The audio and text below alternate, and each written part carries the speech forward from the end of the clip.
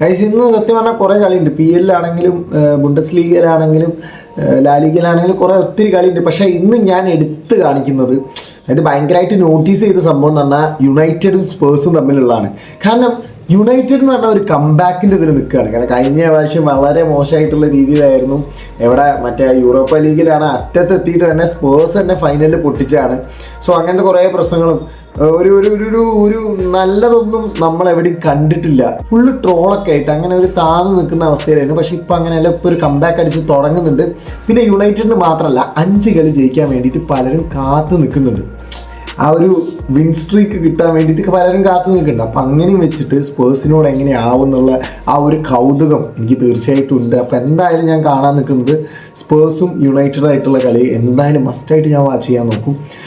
പിന്നെ മാത്രമല്ല, സ്പേഴ്സിനോട് യുണൈറ്റഡ് ജയിച്ചിട്ട് കുറേ കാലമായി, 8 കളി മുന്നെയോ അങ്ങനെ എന്തോ ആണ് ജയിച്ചത്. 2022 ജയിച്ചത്. അതായത് തോറ്റു എന്നല്ല, ഡ്രോ ഒക്കെ ഉണ്ട്. അവിടെ ഇവിടെ ഡ്രോ ഒക്കെ ഉണ്ട്. കഴിഞ്ഞ കളിയൊക്കെയാണ് ഡ്രോ ആണ്. അതിൻ്റെ മുന്നത്തെ കളിയായിരുന്നു മറ്റേ ഫൈനലിൽ. അപ്പോൾ അങ്ങനെയൊക്കെയാണ് സ്പേഴ്സും യുണൈറ്റഡും ആയിട്ടുള്ള അവസ്ഥ. പിന്നെ സ്പേഴ്സ് ആണെങ്കിൽ PL വളരെ മോശം കളിയാണ്. ഇപ്പോൾ ലാസ്റ്റ് 5 കളിയോ ലാസ്റ്റ് 5 കളിയോ അങ്ങനെ എന്തോ വളരെ മോശമാണെന്ന് തോന്നുന്നു. ലാസ്റ്റ് 4 കളിയൊക്കെ ആയിട്ട് അത്ര നല്ല റിസൾട്ടല്ല. അതായത് ഡ്രോ ആണ്. മോശം കളി എന്ന് പറയാൻ പറ്റില്ല അല്ലേ. സിറ്റി ആയിട്ട് നല്ലൊരു കളിയായിരുന്നു, അടിപൊളിയായിരുന്നു. ലൈക്ക് ഡ്രോ ആണ്, പക്ഷെ ജയിച്ചിട്ടില്ല. അതായത് 3 പോയിൻറ്റ്സ് ഏൺ ചെയ്യാൻ കുറച്ച് കഷ്ടപ്പെടുന്നുണ്ട്.